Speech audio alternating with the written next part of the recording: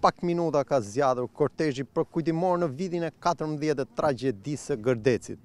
Për familjarët është ende një krim shtetëror, për institucionet shtetërore si Ministrinë e Mbrojtjes në procesin gjyqësor është një aksident teknologjik, ndërsa sot ata kanë ende një shpresë të fundit. Atë nga Prokuroria e Posaçme kundër krimit e korrupsionit. Në tetor 2021, Gjykata e Lartë i dha të drejtë SPAK-ut ta rihapte çështjen për duke u njohur edhe juve se si palën procesit trashëgimtar të viktimave. Nga tetor 2021 deri sot keni një komunikim me këtë institucion? Nuk kam asnjë njoftim.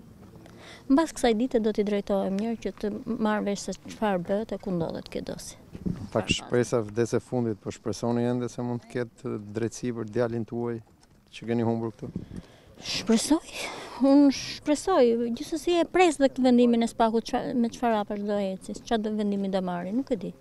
E di që është një dosje voluminoze, ju kam thënë edhe kohën e mjaftueshme besoj, gjithsesi mbas kësaj date do t'i drejtohem mirë atyre, se çfarë bëhet me këtë dosje. Në këtë ritual të vitit 14, disa kohë më parë nuk kanë munguar edhe përfaqësuesit politik që ishin krah jush. U bë viti 3 ose i 4 që askush nuk vjen më këtu. Ka shumë vite, vetëm 2 vitet e para e kanë marrë pjesë nga politika, kurse tash s'ka asnjë.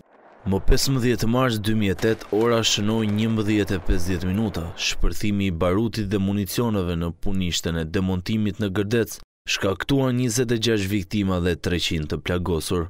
Nga i vite sot, askush nuk ndodhet në qeli për krimin shtetëror, siç e quajnë familjarët, kurse SPAK prej tetorit të 2021 ka marrë dritën jashile nga Gjykata e Lartë për të marrë të pandehur ish ministrin e Mbrojtjes në qeverinë Berisha, Fatmir Mediun.